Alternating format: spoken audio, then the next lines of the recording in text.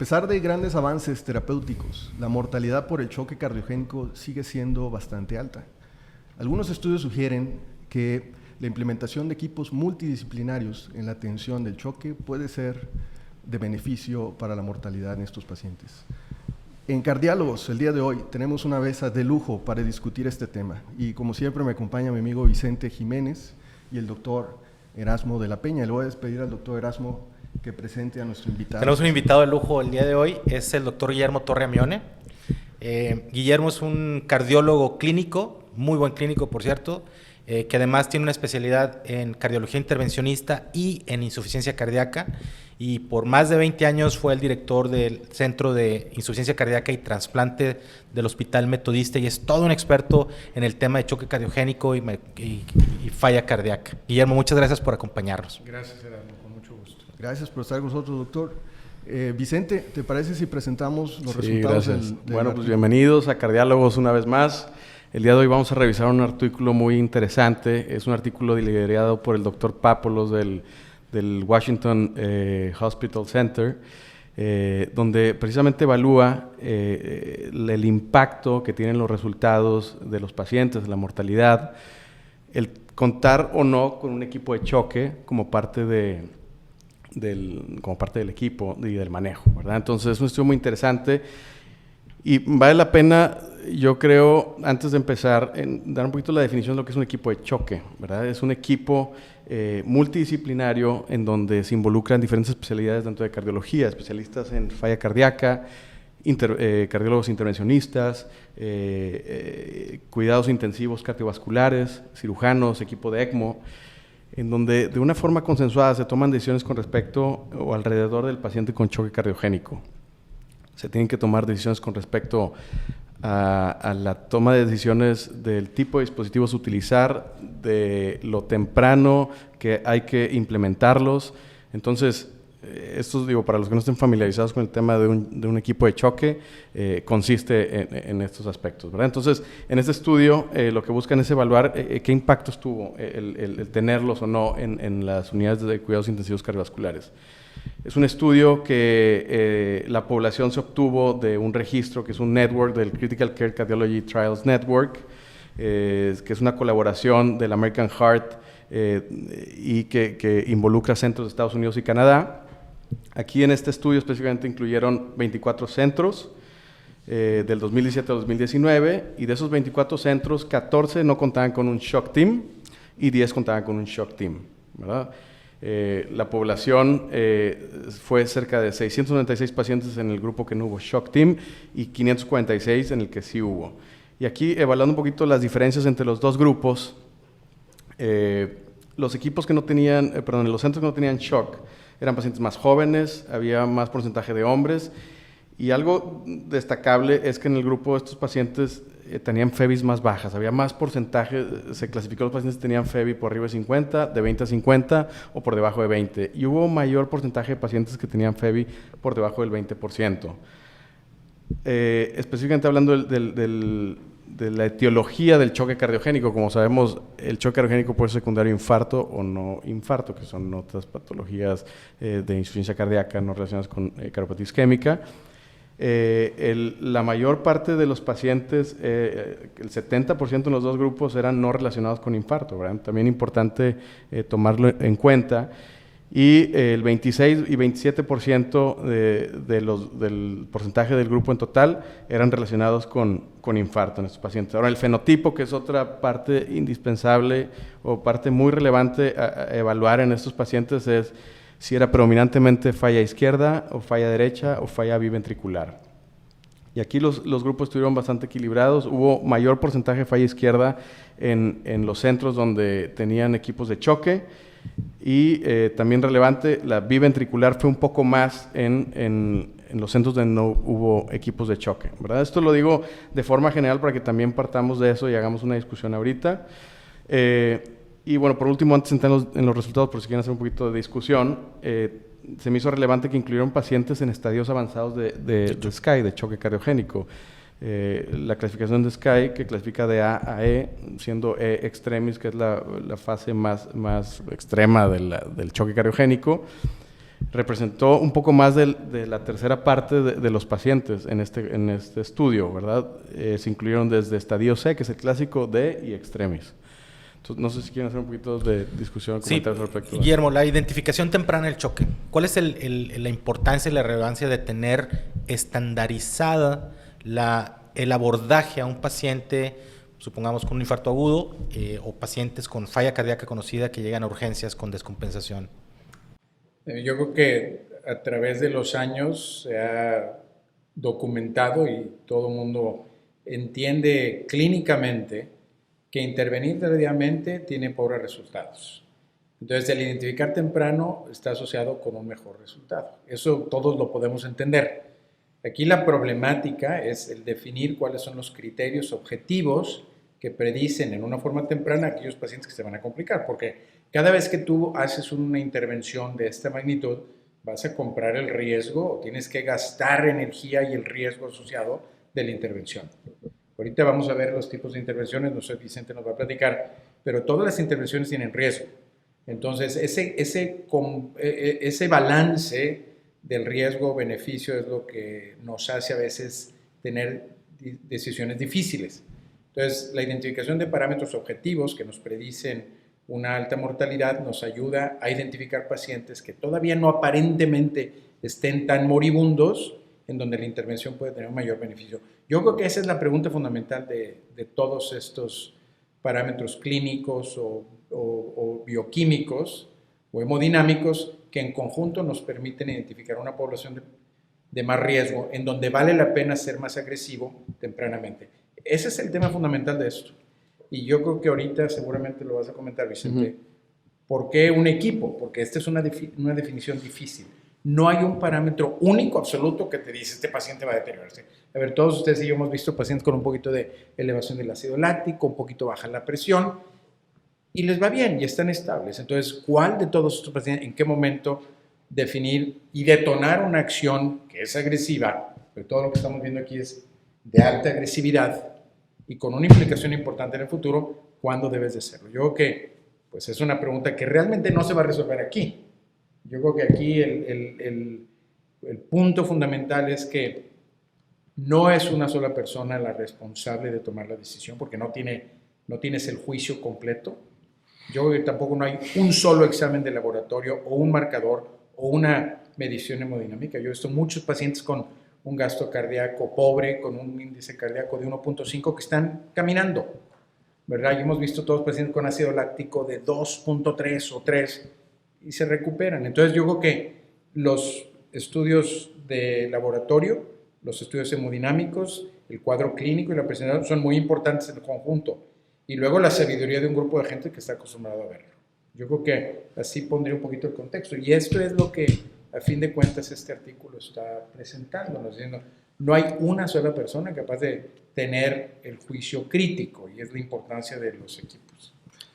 Claro. Pero ya me extendí un poco. No, está bien, está bien. Adelante. La iniciativa de choque de Detroit, hoy iniciativa nacional de choque, busca precisamente aglomerar todo ese tipo de marcadores, por una parte objetivizar, ¿no? Sobre todo en el infarto agudo, es parámetros hemodinámicos, lactato, etcétera, irte directo antes de destapar la arteria, inclusive medir presión telediastólica y en ese momento decidir si pones impela o no.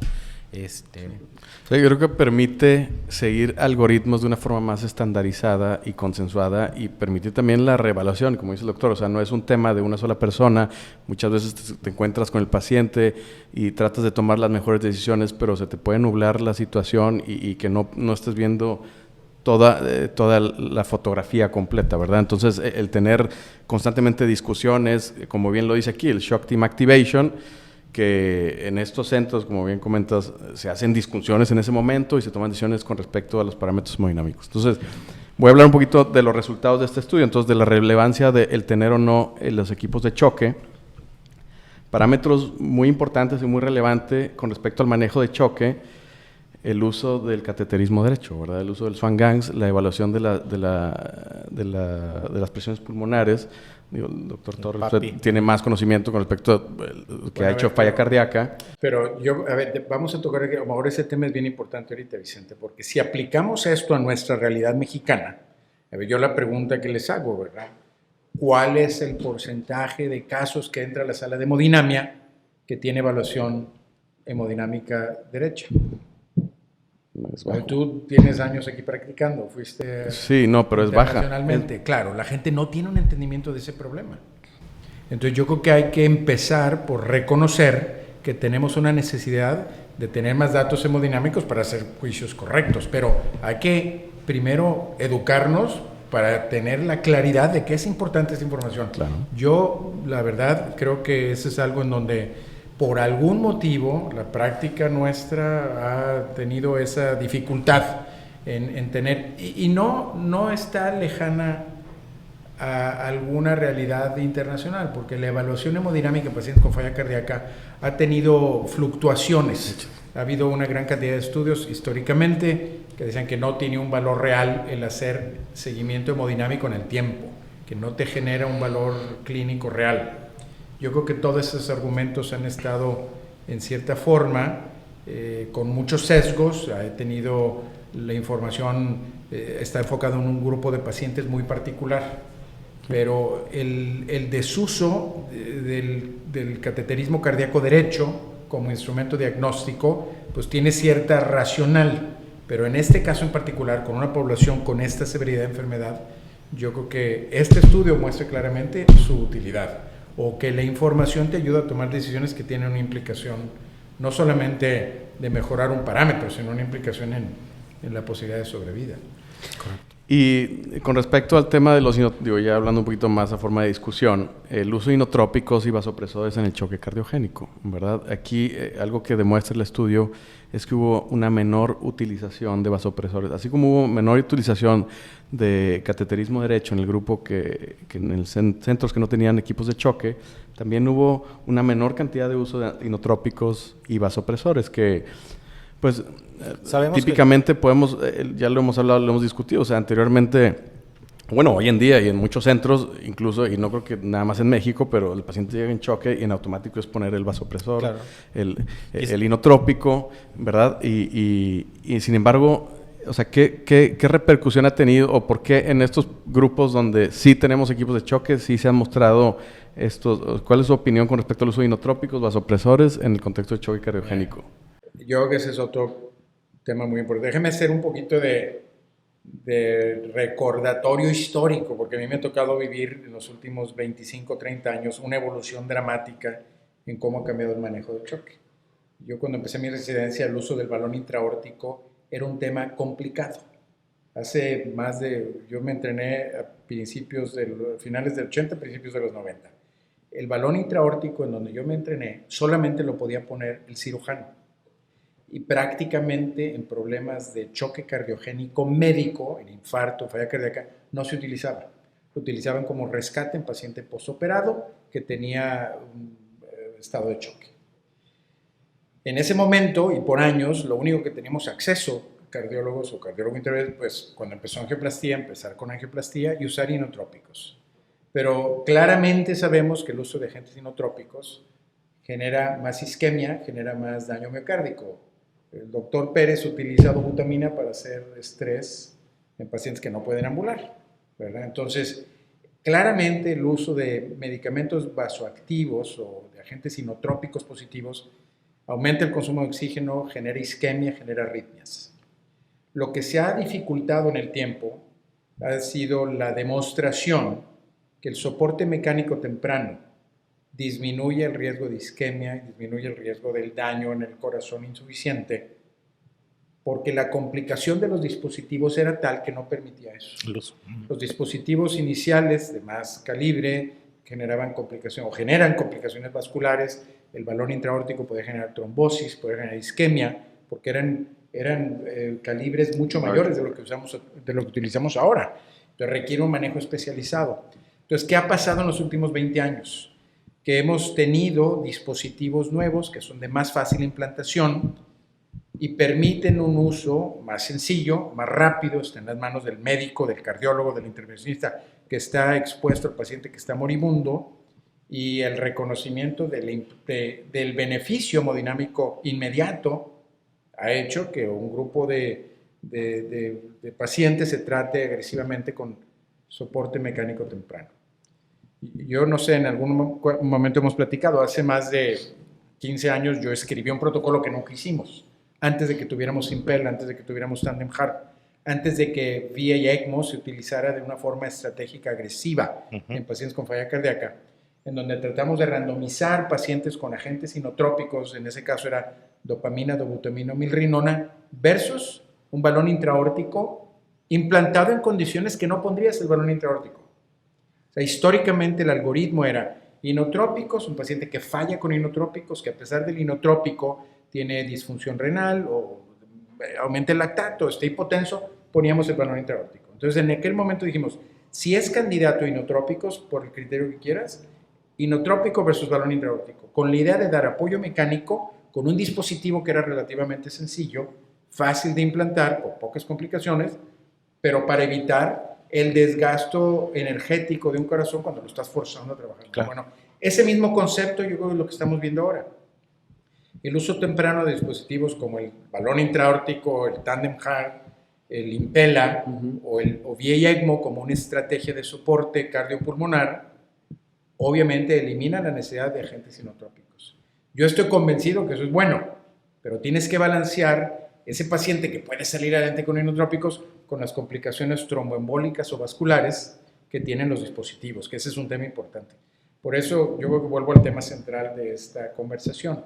Si aceptamos que el soporte mecánico temprano en un paciente en choque cardiogénico es en principio bueno, la razón por no hacerlo es las complicaciones asociadas con la implantación, que como digo, son tromboembólicas, son hemorrágicas, de isquemia vascular periférico, que son reales. A mí me ha tocado ver una gran cantidad de complicaciones en ese sentido, pero el balance está en el beneficio hemodinámico que te da y la preservación de la función ventricular. Por eso, la decisión de tomar, o la decisión que está bien documentada en este artículo, de que el equipo es mucho mejor que una decisión individual, porque balanceas los riesgos con la opinión de gente que entiende las complicaciones, el beneficio y el potencial impacto a largo plazo de la función ventricular. Entonces, yo creo que está claro que el soporte mecánico es mejor, pero el precio que pagas es alto. Y tienes que ponerlo en contraste con el grupo de pacientes en donde pudieras salir adelante simplemente con un uso temprano y dosis bajas de inotrópicos para evitar el problema isquémico, vascular o tromboembólico. Y esas son decisiones complejas en donde la sabiduría colectiva, yo siempre he pensado que es mucho, muy superior a una opinión individual. Aunque tú creas que siempre tienes la razón, el cuestionarte con nosotros te va a hacer pensar mejor. Sí, definitivamente creo que en eso no hay duda, ¿no? La sabiduría colectiva siempre será superior a la individual. Y en este estudio vieron cómo aquellos a los que les pusieron menos inotrópicos, pero sí usaban más el soporte mecánico de forma inicial. En vez de ponerles inotrópicos, usaban más el soporte mecánico como un método terapéutico avanzado. Soporte mecánico avanzado. Ahora, llévanos, Vicente, a los resultados más digo, ya ahorita un poco lo hemos estado platicando, ¿verdad? Pero con respecto al tema el uso del catéter pulmonar, el SWAN, perdón, inotrópicos, vasopresores, pero también otro resultado importante es el tema del uso de las asistencias, que yo creo que va un poquito de la mano del tema que acaba de comentar el doctor Torre de forma histórica.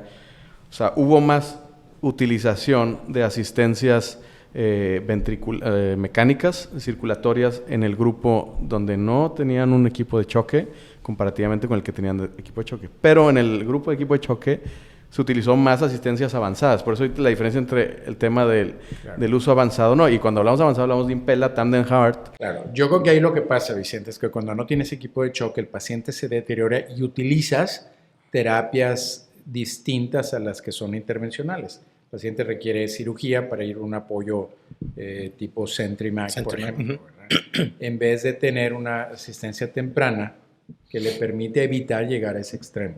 Entonces, yo creo que ese es un poquito el tema, porque había más utilización de Impella.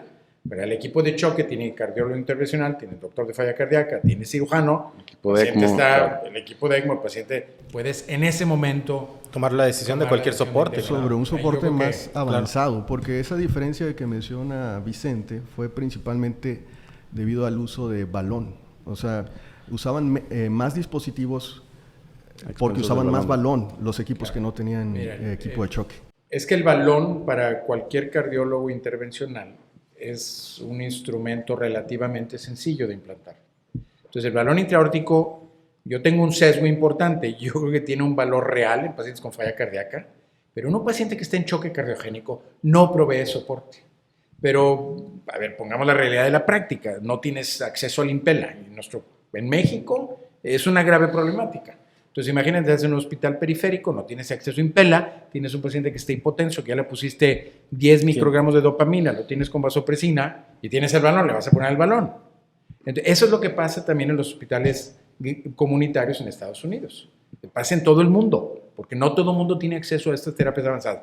Pero si estás en un lugar donde hay Impella, hay Tandem Heart y hay VA ECMO, entonces la decisión importante es cuál de esos poner en choque cardiogénico. Pero a mí me queda absolutamente claro. Paciente con choque cardiogénico, el balón intraaórtico no es suficiente. No. Tampoco es el Impella CP, ¿verdad? Necesitas terapia más avanzada. Pero ahí es donde está la decisión importante y también el acceso.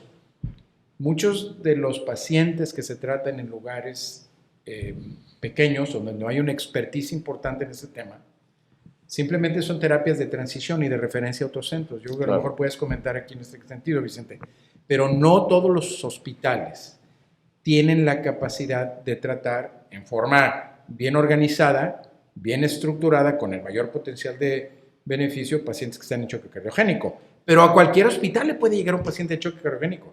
Claro. Entonces tenemos que desarrollar expertise para que puedan ser tratados en forma temprana, como puedan, pero también entender que debe haber lugares de referencia, que son los capaces de tomar mayores decisiones estratégicas donde haya equipos bien estructurados. Claro, que es una de las cosas o de los puntos importantes es que estando en un, compara este estudio, es que estando en un lugar donde tienes acceso a todos los dispositivos de asistencia ventricular, el pensamiento colectivo genera una mejor utilización de dichos recursos, comparado con un lugar que tiene todo, pero no tiene un equipo de choque.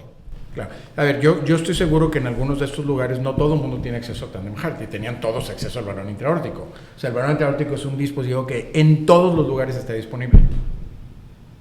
Entonces, pero probablemente en Estados Unidos hay mucho mejor cultura de referencia de pacientes en etapas tempranas, porque estos pacientes es clave, cuando hablamos de choque cardiogénico se habla de la ventana de oro, ¿verdad? Que hay un momento donde ya se ha demostrado con evidencia científica que la asistencia temprana, identificación temprana, encontrar el fenotipo de choque cardiogénico para saber actuar, de qué forma asistir, si es Impella, si es Impella CP, si es Impella RV, pero si no se hace esa decisión, se toma esa decisión en un centro donde no se cuente con esos recursos, de tomar la decisión de bueno, tengo balón, pongo balón y refiero al paciente rápidamente y simplemente voy subiendo los vasopresores y vasopresina y ya una vez pasa esa ventana donde ya el beneficio probablemente, independientemente del equipo de choque o no se va a llevar a cabo. No, a ver, yo creo que ese es el tema más importante.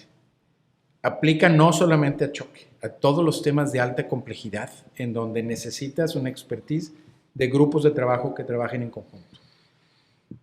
La práctica nuestra de cardiología ha evolucionado de tal forma que hoy podemos hacer temas de más complejidad que hacíamos hace 25 o 30 años. Pero mayor complejidad requiere también un número mayor de gente expertas en el tema, desde imagen, desde diagnóstico, desde terapia endovascular hasta la terapia quirúrgica. Y este es un ejemplo en donde el mejor resultado no se obtiene en lugares donde no hay el expertise. Necesitas, cuando te enfrentes a un paciente que está en choque cardiogénico y en tu lugar de trabajo no hay un equipo multidisciplinario capaz de tratarlo, la responsabilidad tuya es referirlo inmediatamente a donde se pueda hacer. No es factible tratar a un paciente de esta complejidad en cualquier hospital. Correcto. Y uno tiene que reconocer su limitante para poder ayudar al paciente. Ahora, puedo entender todas las realidades de nuestro país y el tema económico, el acceso y posibilidades, pero el tener claridad del deber ser es muy importante. Si estás en el sector público, hay que referir al lugar de tu especialidad en el momento rápido. Si estás en el sector privado y tienes acceso, se tiene que referir a un centro de referencia. No todo mundo puede hacer todo. Eso es una falacia. Y creo que es el error más grande que tenemos en la práctica en México, que queremos o pensamos que podemos ser todos todo. Y eso es un error. Yo le quería comentar algunos datos de esos equipos o esos hospitales que contaban con equipos de choque. ¿Qué caracterizaba a esos hospitales? Parece que eran hospitales, 100% de ellos eran hospitales académicos, hospitales donde había academia. La segunda característica era que eran hospitales de 100 a 500 camas, obviamente de nivel terciario, ¿verdad? De alta especialidad, donde tenían un equipo 24/7 de respuesta inmediata.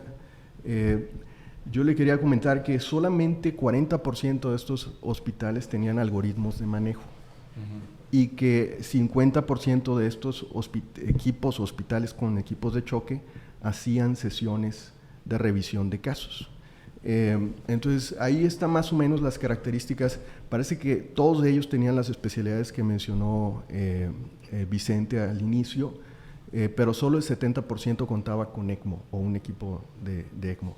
Entonces, ahora, ¿qué define o cómo se definió en este estudio aquí hay un equipo de choque? No sé si quiere comentarlo Vicente Erasmo, o aquí hay un equipo de choque, nosotros somos equipo de choque, ¿qué implica eso? Sí, la organización de nuestro equipo de choque en TechSalud implica la colaboración. Va desde el desarrollo de la idea, desde el desarrollo de los actores principales en un caso de choque, hasta la puesta en operación del equipo, ¿sí? Incluye cirujano cardiovascular, incluye intensivistas, incluye cardiólogos, intervencionistas, cardiólogos clínicos y sobre todo la estandarización del abordaje de un paciente que llega ya sea con un infarto o con choque a la sala de urgencias. O sea, básicamente es sentar las bases de lo que el grupo de gente va a hacer en un momento que se identifica. Quiero ser muy claro, es muy, muy, muy importante la parte de la identificación del choque en etapas tempranas, porque eso define, se hace una curva en donde se separa la mortalidad de la sobrevida cuando tú otorgas un soporte ventricular temprano. O sea, como lo mencionaba anteriormente, iniciativas de choque de Detroit o choque nacional han elevado la sobrevida de 50 al 75%. Eso es un gran logro. ¿Sí?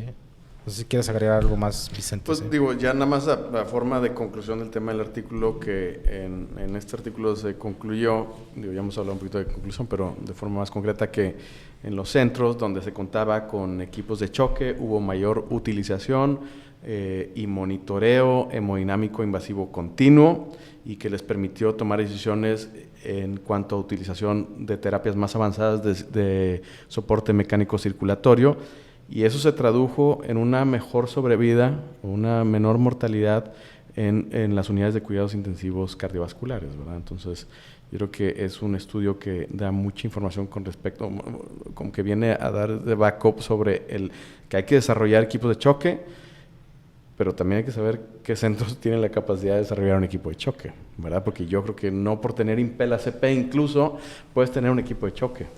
Sí, a ver, y ahorita estamos hablando de una etapa temprana, pero ¿qué porcentaje de pacientes no van a recuperar función y tienes que tener una estrategia de salida? Entonces yo creo que yo creo que este artículo da muchos temas importantes de aprendizaje, ¿verdad? Número uno, el reconocer que hoy tenemos una gran cantidad de opciones que no existían antes para un paciente que está en choque cardiogénico.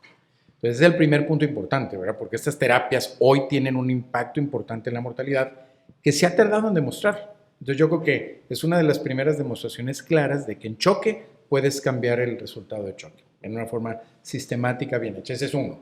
Segundo es que la decisión es compleja y les va mejor a los pacientes que presentan choque cuando son evaluados por un equipo multidisciplinario. También es intuitivamente lógico y entendible.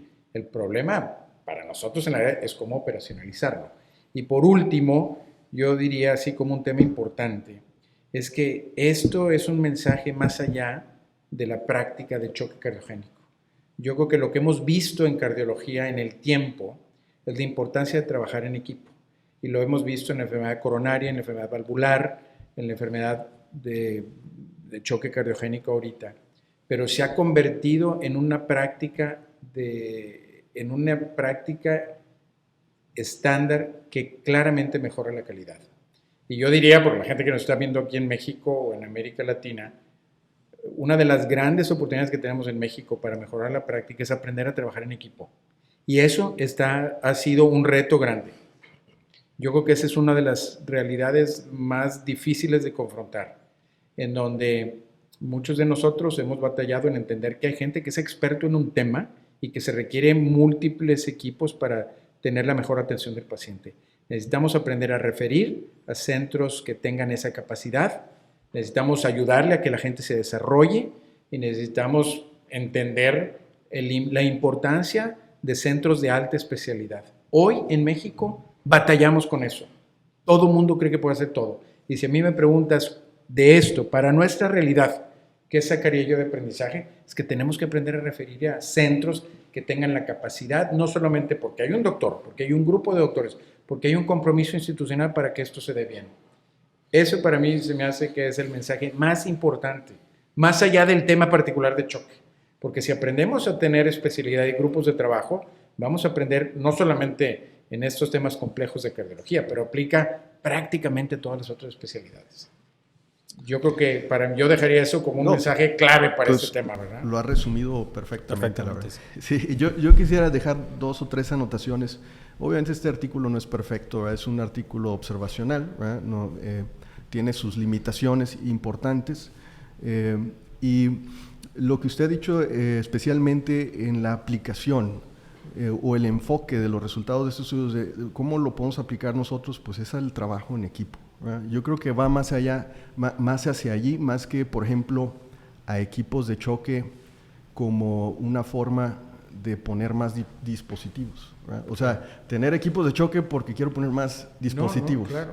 No, al contrario, es para trabajar en equipo, ponerlos óptimamente, adecuadamente, en la persona correcta, en la que más se va a beneficiar del dispositivo. Mira, déjeme hacer un comentario final, porque el tema de aprender a referir, yo quiero darles un ejemplo, porque no creo que la gente sabe esto. Entonces, ahorita que estamos en el público, déjeme comentárselos. Al principio de COVID, de la pandemia, yo tenía una grave preocupación de qué iba a suceder en nuestro hospital, porque habíamos hecho el compromiso de tener un hospital 100% COVID, y veíamos lo que iba a suceder. Yo pues eso sucedió, pero pensé que íbamos a tener un hospital lleno de COVID, con un porcentaje de pacientes con insuficiencia respiratoria avanzada que iban a requerir soporte mecánico, pulmonar. No estábamos hablando de tema cardiológico. Y en eso necesitabas soporte de ECMO. En nuestra localidad, como ustedes saben, nosotros no teníamos un programa de ECMO. Existía un programa de ECMO que no estaba en nuestro hospital, que estaba en el Hospital Cristos, que no tenemos relación profesional, es un hospital en otro sistema. Cuando sentamos las bases para ver cómo íbamos a tener nosotros una estrategia de trabajo para nuestros pacientes, yo tomé la decisión, como liderando el hospital, de no inventar un grupo de ECMO cuando no había expertise. Y a pesar de que es algo que a mí me interesa y que yo quería hacer, dije, en beneficio del paciente y en beneficio de desarrollar una estrategia, pusimos un acuerdo para referir nuestros pacientes al grupo de ECMO que no estaba en nuestro hospital.